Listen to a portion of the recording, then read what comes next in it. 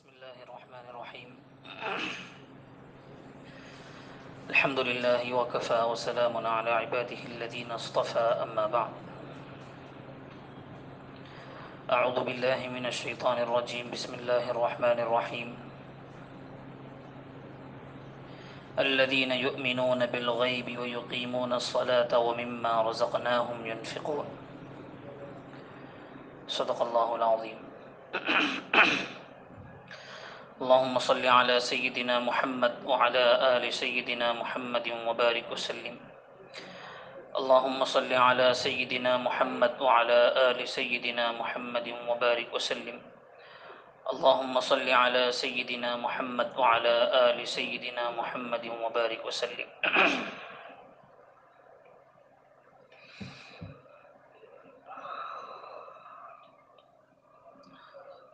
معزز سامعین کرام، عزیز نوجوان ساتھیوں،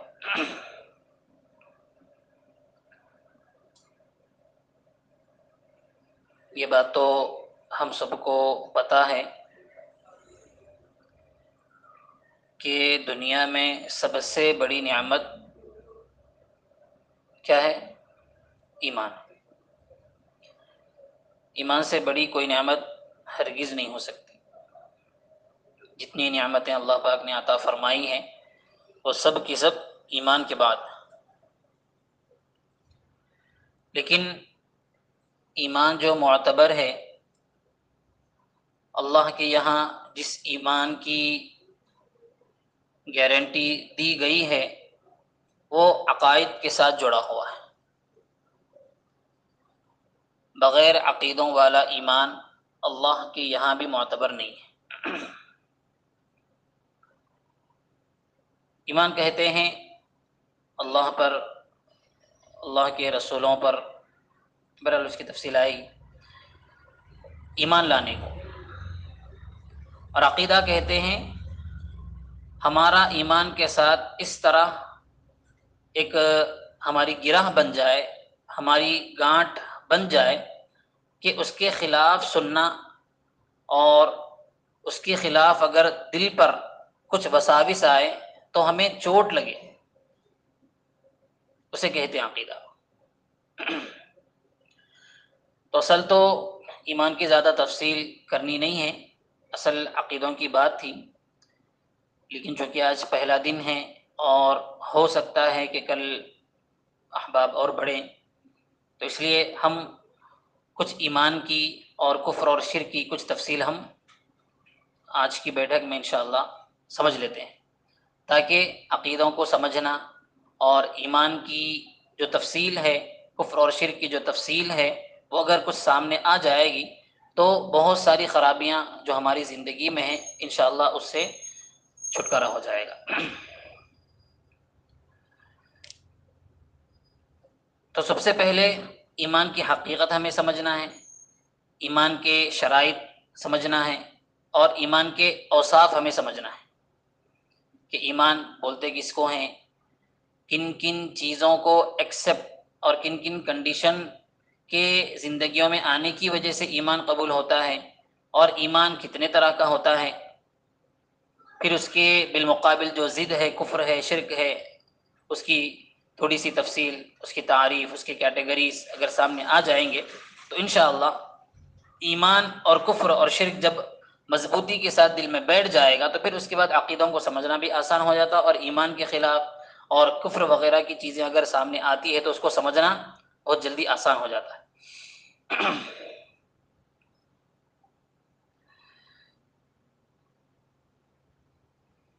اور اگر دیکھا جائے تو ایمان لانا ایک آسان چیز بھی ہے ان لوگوں کے لیے جن کی زندگی میں ایمان نہیں ہے، اس لیے کہ دنیا میں اللہ تبارک و تعالی نے انسانوں کو جو دنیا میں بھیجا ہے دو ہی چیزوں کا مکلف بنایا ہے. بعض چیزوں کے کرنے کا مکلف بنایا ہے اور بعض چیزوں کے چھوڑنے کا مکلف بنایا ہے.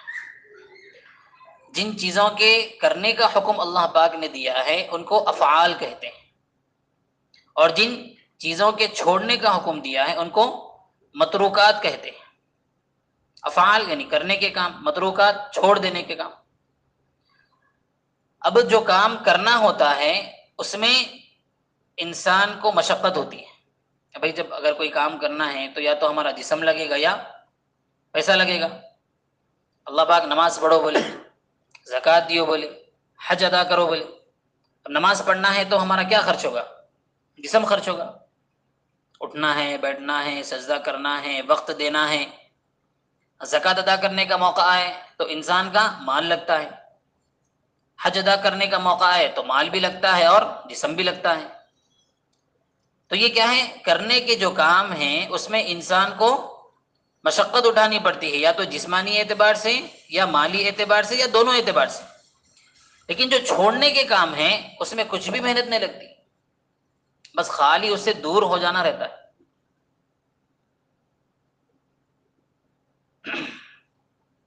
تو بہرحال اگر یہ بات انسانوں کو سمجھ میں آ جائے تو ایمان قبول کرنا بہت آسان ہو جاتا ہے.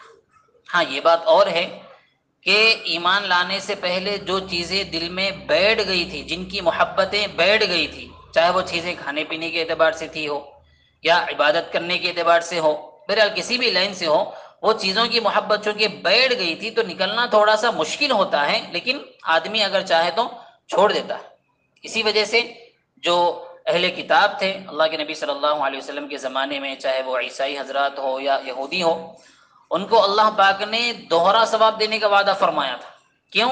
اس لیے کہ ان کے نبی الگ تھے، ان کی تعلیمات الگ تھی، ان کے مسائل الگ تھے.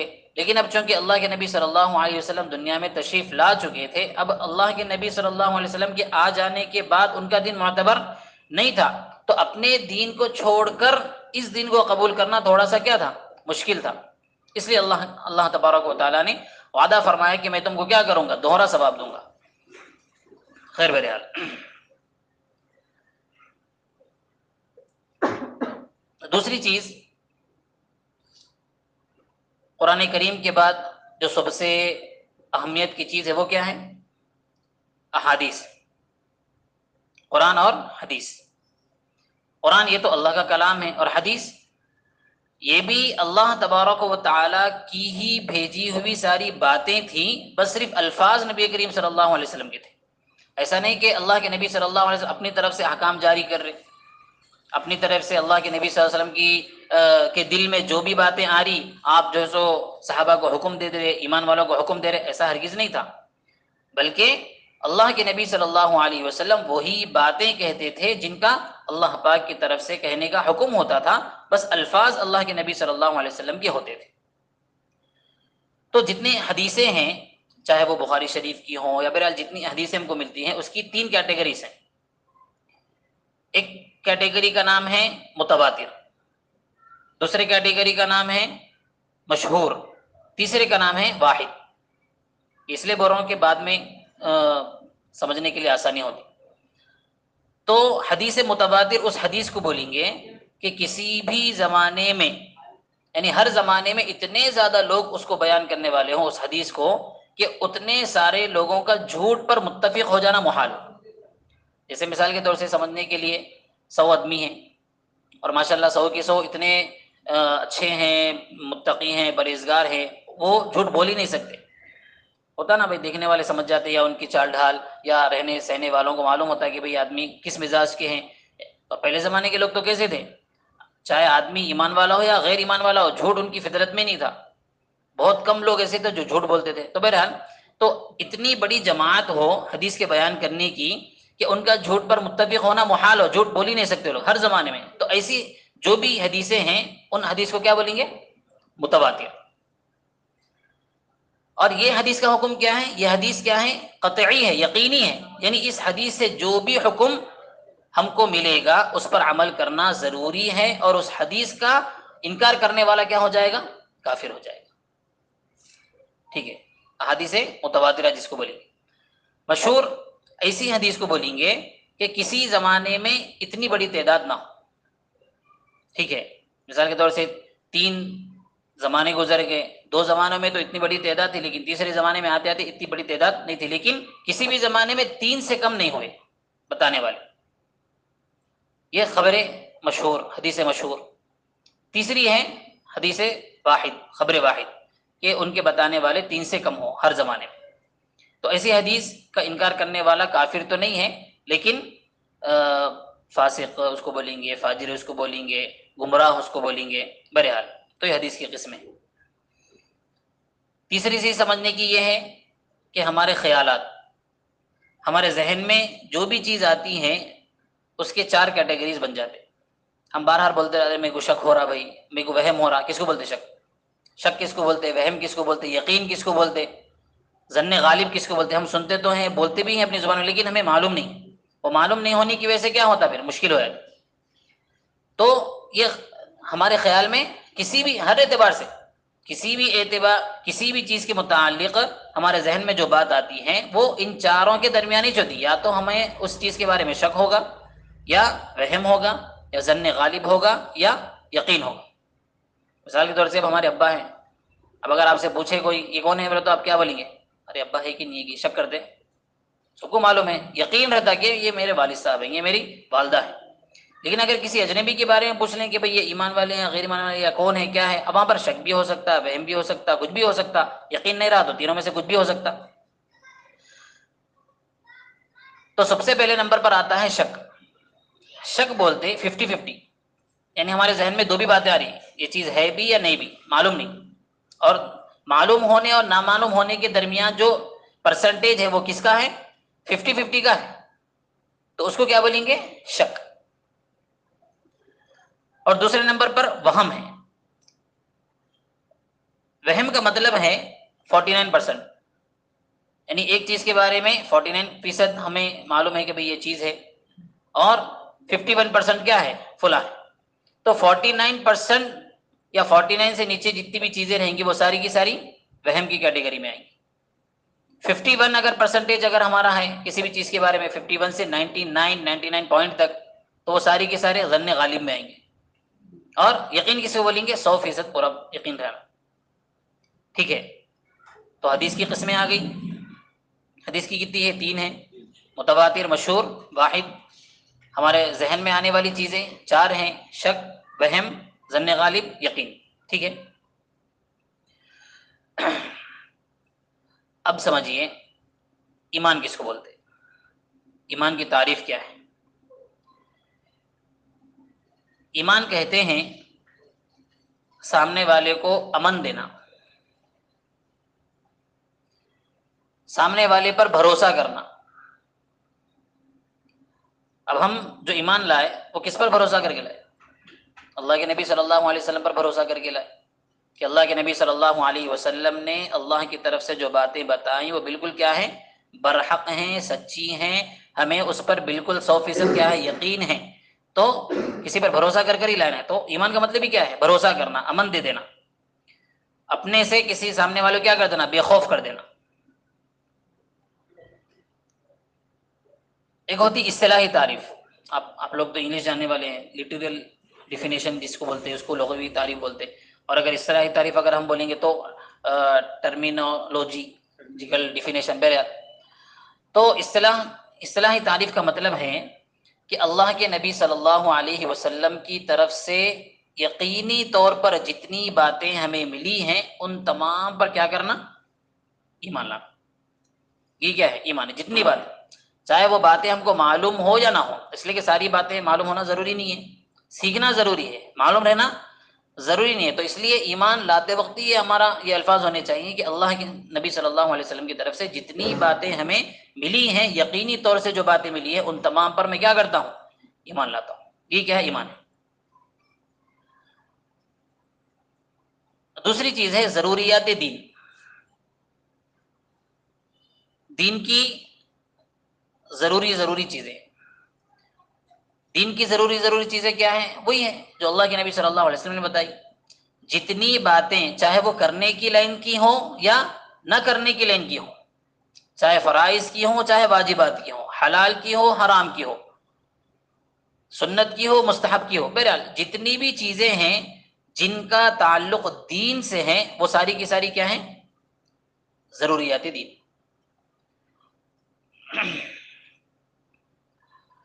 ان تمام باتوں پر ایمان لانے کا مطلب ہی ایمان لانا ہے. جتنی چیزیں ضروریات دین کے اندر آتی ہیں ان تمام باتوں کو ایکسیپٹ کرنا، کس سے؟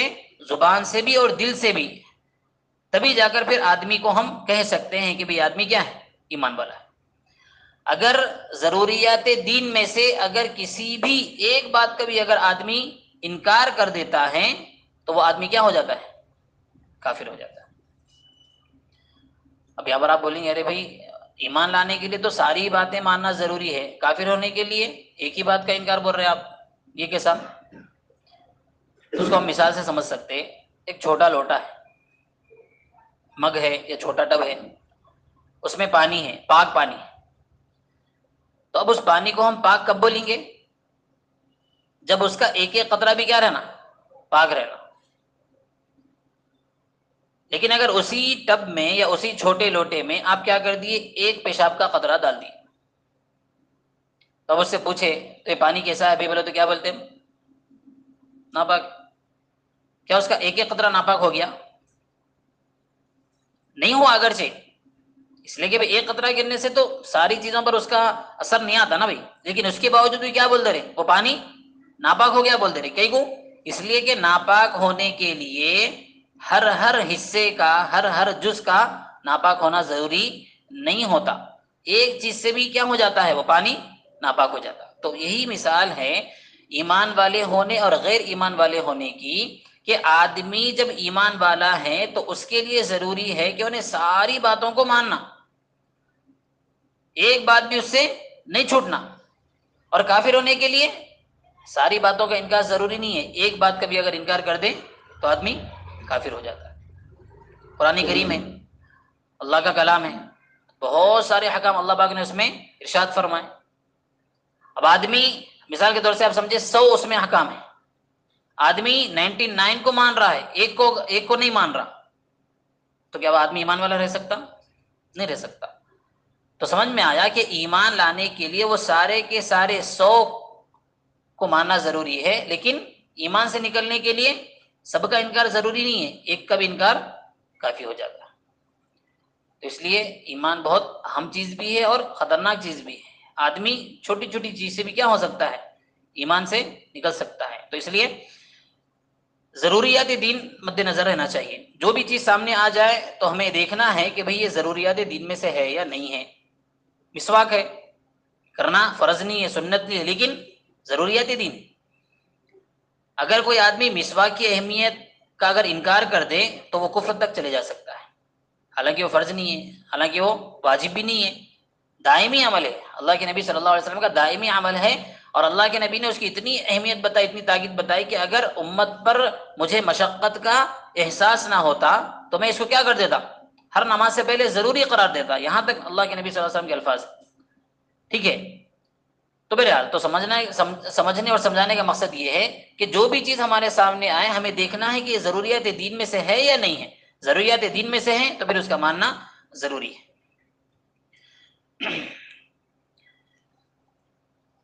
ایمان کی حقیقت کیا ہے؟ ایمان کی حقیقت ہے کہ آدمی ان ضروریات دین کو صرف زبان سے نہیں بلکہ اس کے ساتھ ساتھ دل سے بھی مانے۔ عام طور سے ہوتا یہ ہے کہ آدمی ڈر کی وجہ سے یا کسی بھی وجہ سے زبان سے تو بول دیتا ہے لیکن دل سے اس کو یقین نہیں ہوتا، دل سے اس کو یقین نہیں ہوتا، دل میں اس کے کیا رہتا ہے؟ کھوٹ رہتا ہے، دل میں ایمان نہیں رہتا، دل میں ماننے کا جذبہ نہیں رہتا، اس کی بھی تفصیل آ رہی ہے آگے۔ تو اس لیے زبان سے بھی ماننا ضروری ہے، زبان سے اقرار کرنا بھی ضروری ہے، اور دل سے تصدیق کرنا بھی ضروری ہے کہ اللہ کے نبی صلی اللہ علیہ وسلم نے جتنی باتیں بیان فرمائی ہیں میں ان کو زبان سے بھی ان کا اقرار کرتا ہوں اور دل سے بھی انہیں سچا مانتا ہوں کہ اللہ کے نبی صلی اللہ علیہ وسلم سچے پیغمبر تھے اور آپ کی ساری باتیں کیا تھی؟ سچی تھی۔ اب اگر کوئی آدمی زبان سے اقرار کرے تو معاشرے میں تو اس کو مسلمان کہیں گے، لیکن اللہ کے یہاں انہیں مسلمان نہیں، اس لیے اللہ کس کو دیکھتے؟ دل کو دیکھتے، دل کی کیفیت کو دیکھتے۔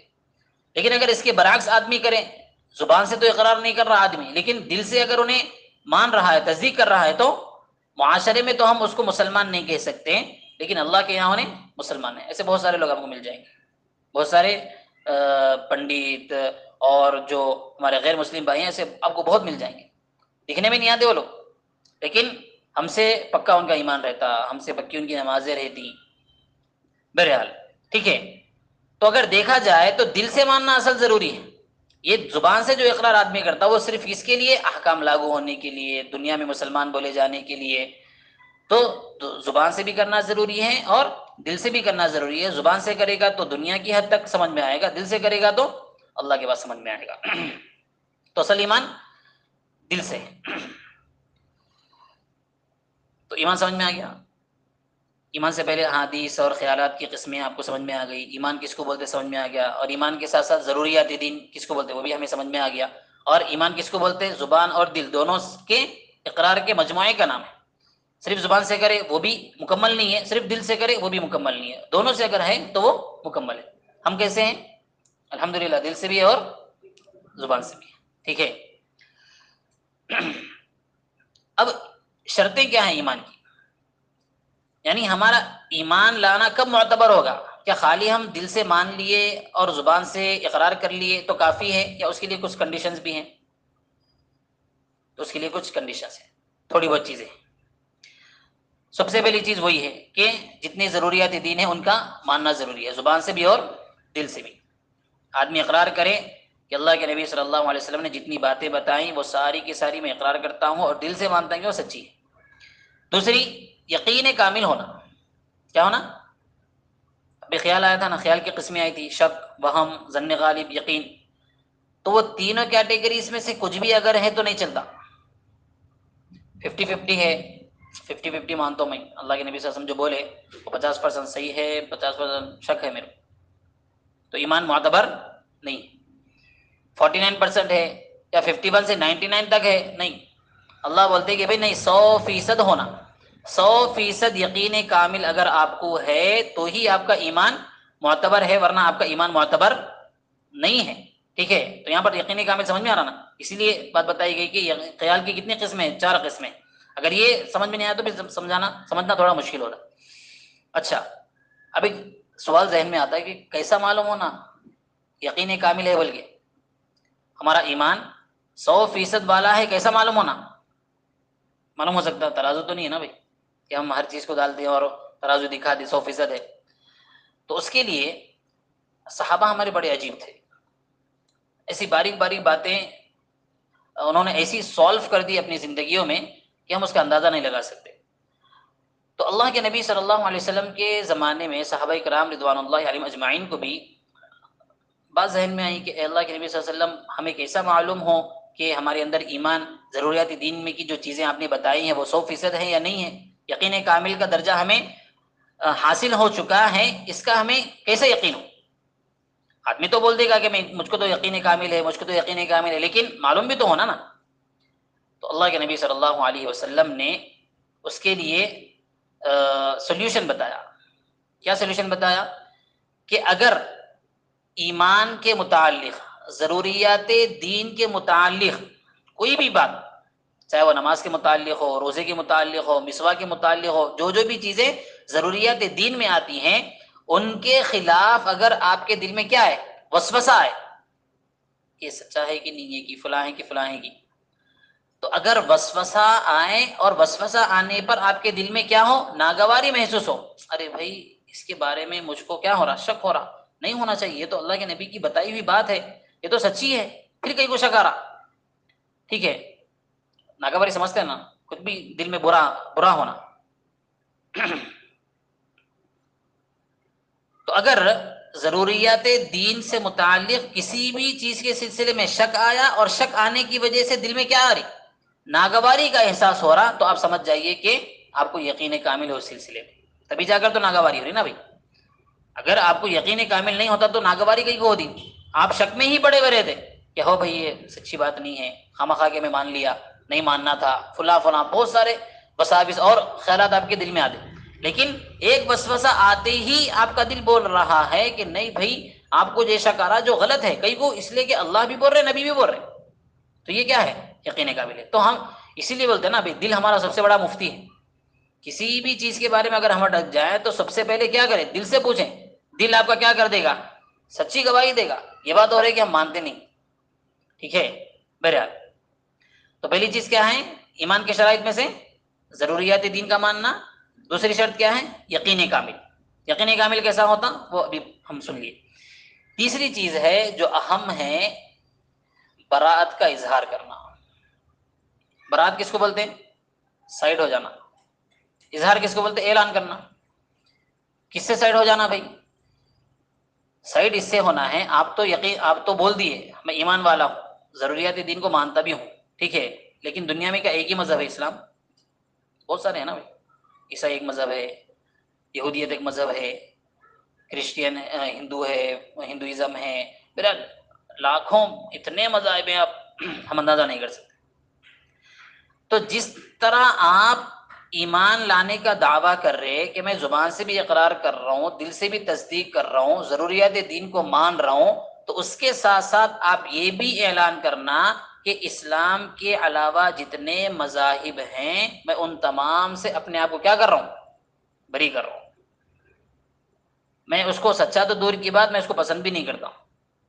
اب اس کا یہ مطلب نہیں ہے کہ آپ جا کر آپ سب کے سامنے اعلان کرتے بھی نہیں، تم غلط مذہب کے ہیں، ہم لڑنے پہ رہے ہیں، یہ مطلب نہیں ہے. ٹھیک ہے، بس خالی آپ دل دل میں کہہ لیں کہ بھائی میرے کو ان تمام مذاہب سے واسطہ نہیں ہے، میرے کو صرف واسطہ ہے ایمان سے ہے، اور جتنے دیگر مذاہب ہیں ان کے سلسلے میں مجھے پکا یقین ہے کہ وہ باطل ہیں اور میرا ان سے کوئی سروکار نہیں ہے. یہ بہت اہم شرط ہے ایمان کی. اس لیے کہ ہوتا یہ ہے عام طور سے کہ بہت سارے لوگ کیا ہے، ایمان تو لا لیتے ہیں لیکن دوسرے مذاہب کو بھی اچھا سمجھتے. تم اپنی جگہ اچھے ہیں نا بھائی، کرنے دو نا بھائی، آپ کو کیا ہو رہا. ٹھیک ہے، ویسا رہا تو پھر شیطان بھی کیا رہتا؟ آج ایمان والا رہتا. ٹھیک ہے، خیر بہرحال تو اس لیے برات کا اعلان بہت زیادہ ضروری ہے. جتنے بھی تمام کفریہ مذاہب ہیں، کفریہ لوازمات ہیں، ان تمام سے اپنے آپ کو برات کا اظہار بھی کرنا اور اپنے آپ کو دور رکھنا، یہ بہت زیادہ ضروری چیز ہے. چوتھی شرط ہے تصدیق قلبی. وہی جو بھی بات آئی تھی کہ بھائی دل سے ماننا، صرف زبان سے نہیں بلکہ دل سے ماننا ضروری ہے. دل سے مانے بغیر اقرار معتبر نہیں ہے، ورنہ تو پورے منافقین کیا رہتے؟ ایمان والے رہتے. منافقین تو کیا زبان سے اقرار کرتے تھے نا، بلکہ نماز بھی پڑھتے تھے آگے، لیکن اس کے باوجود قرآن کیا بول رہا ہے؟ اذا جاءک المنافقون، بلکہ وہ تو کافروں سے بدتر بولے، سب سے نچلا درجہ جہنم کا دیں گے اللہ پاک بولے. تو صرف زبان سے اقرار کرنا کافی نہیں ہے، بلکہ دل سے اقرار کرنا ضروری ہے. تو ایمان سمجھ میں آ گیا، ایمان کی کنڈیشن سمجھ میں آ گئے کہ ایمان کنڈیشن ضروریات دین کو ماننا ہے، یقین کامل ہونا ہے، تمام کفریہ مذاہب و کفریہ لوازمات سے برات کا اظہار کرنا ہے، اور چوتھی چیز تصدیق قلبی، دل سے ماننا ضروری ہے.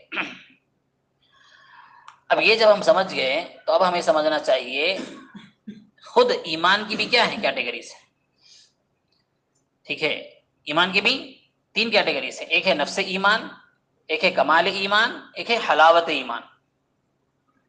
پہلی بار سمجھ سن رہے نا بھائی، تو آپ کو نام نئے دکھیں گے، لیکن جب ایک مرتبہ بات سمجھ میں آ جائے گی تو پھر انشاءاللہ جو بھی چیز آپ کے سامنے آئے گی آپ کو سمجھنا انشاءاللہ آسان ہو جائے گا. ٹھیک ہے،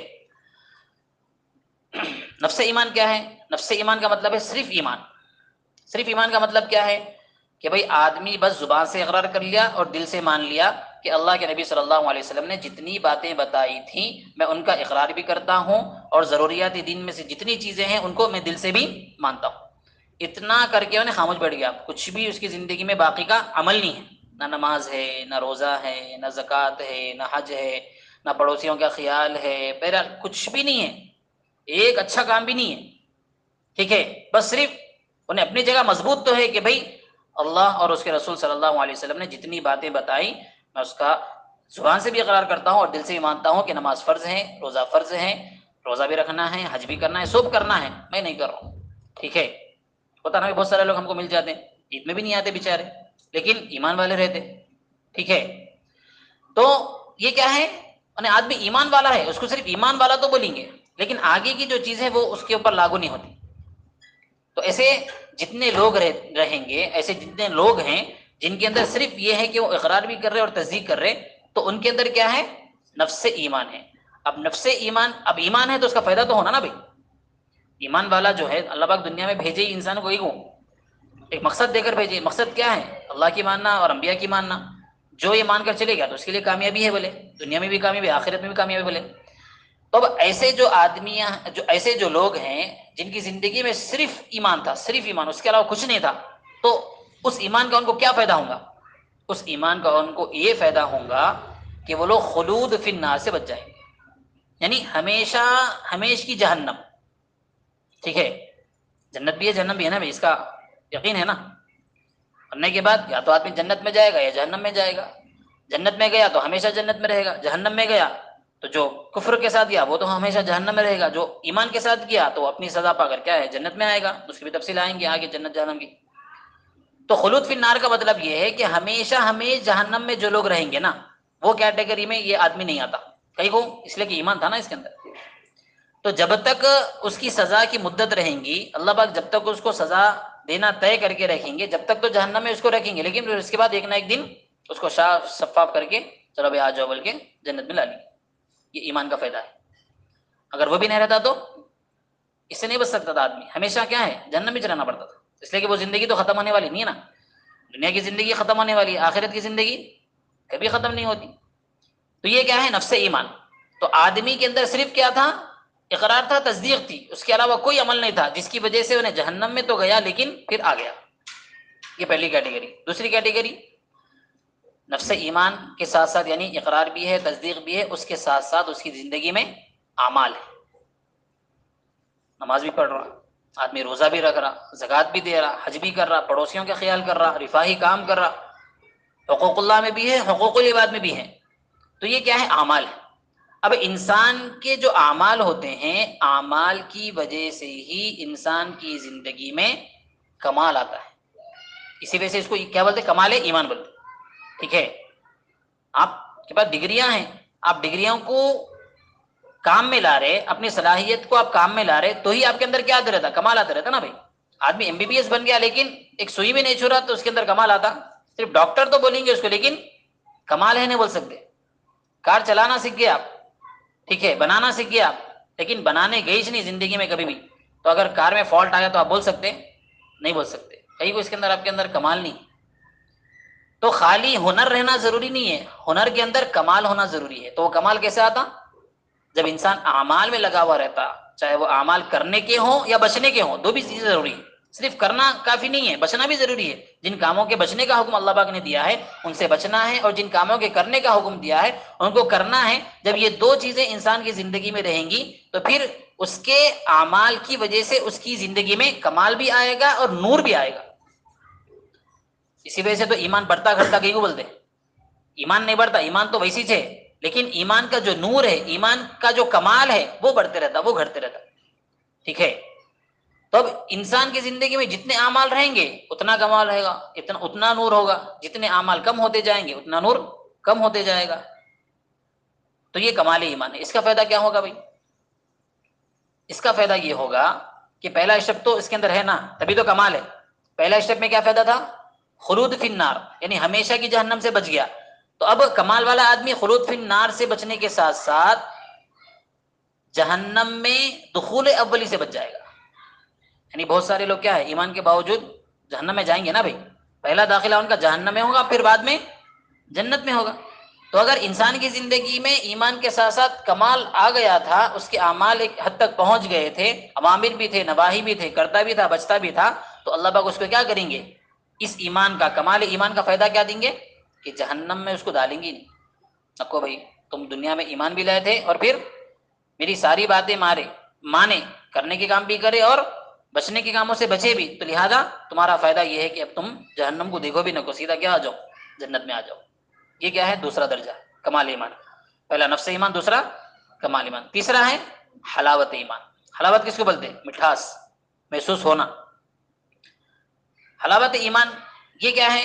یہ وہ چیز ہے کہ جب انسان نفس ایمان کے بعد کمال ایمان میں آ جاتا اور کمال ایمان میں لگ کر اعمال میں اتنا جم جاتا کہ اب اس سے غلطیاں نہیں ہوتی، تو ایک موقع ایسا آتا کہ اللہ پاک اس کمال ایمان میں جمے رہنے کی وجہ سے اللہ پاک اس کو کیا کر دے؟ اعمال کی مٹھاس دیتے رہتے. نماز پڑھ رہا، اس کو ایک عجیب کیفیت محسوس ہو رہی جو عام آدمی کو محسوس نہیں ہوتی، روحانی اعتبار سے، معنوی اعتبار سے. بسا وقت ایسا ہوتا کہ آدمی بہت زیادہ اللہ والا ہے تو اللہ پاک اس کو حسی اعتبار سے بھی دے دیتے. یعنی انہیں گویا کہ محسوس کرتا، جس طرح ہم کھانا کھاتے ہیں تو اس کا مزہ محسوس ہوتا نہیں ہوتا، تو ویسے ہی جتنے بھی روحانی، جتنے بھی نیک کام وہ آدمی کریں گا تو اللہ پاک اس کو کیا کریں گے، معنوی اعتبار سے، روحانی اعتبار سے، اور بعضوں کو اگر بہت زیادہ مقام والے ہیں تو حصی اعتبار سے اللہ پاک کیا کریں گے، ایمان کی مٹھاس دیتے رہتے، نماز کی مٹھاس، روزے کی مٹھاس، بہت سارے اللہ والے محسوس کرتے رہتے. تو یہ تیسرا سب سے اعلیٰ درجہ ہے. اس کا فائدہ کیا ہے؟ اس کا فائدہ یہ ہے کہ خلود فی النار سے تو بچتا ہی بچتا، جہنم میں بھی نہیں جاتا، دخول اول ہے، کمال ایمان والا نہیں جا رہا تو نہیں کہاں جائیں گا. اور پھر اس سے بڑا فائدہ یہ ہے کہ اللہ پاک دنیا میں ایمان کے چھین لینے سے اس کو بچا لیتے ہیں. یعنی گویا کہ اب انہیں دنیا میں ایمان اس کا گویا کہ انشاءاللہ سلب نہیں ہوتا کئی کو، اس لیے کہ اللہ پاک اس کو دنیا میں کیا آگے دے دیے، وہ مٹھاس دے دی، دنیا میں دے دی تو پھر آخرت میں بھی انشاءاللہ کیا ہے، دے دی. تو ہمیں کو کیا کرنا ہے، خالی نفس ایمان پہ نہیں رہنا ہے، کمال ایمان کے ساتھ ساتھ اب حلاوت ایمان کی کوشش کرنا ہے. ٹھیک ہے، تو سمجھ میں آ رہی نا بات میں، کیا مشکل ہو رہی؟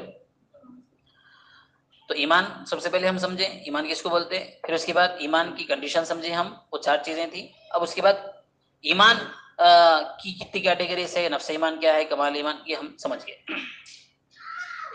تو یہاں تک گویا کہ آپ سمجھیے ایمان کی تھوڑی سی تفصیل تھی. اب اس کے مقابل کیا تھا، ایمان کی ضد کیا ہے، کفر ہے. ٹھیک ہے، اب جو ایمان میں ہم جو سمجھے اس کا بالکل اپوزٹ یہاں پر لا لینا.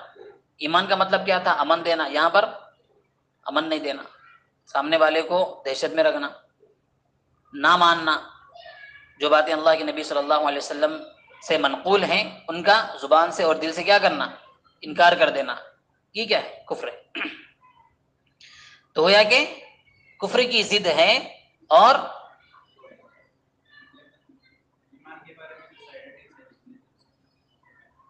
اچھی بات، ٹھیک ہے، یہاں تک گویا کہ ایمان کی بحث ختم ہوئی. انشاءاللہ ہم پھر کفر کی بات شروع کریں گے.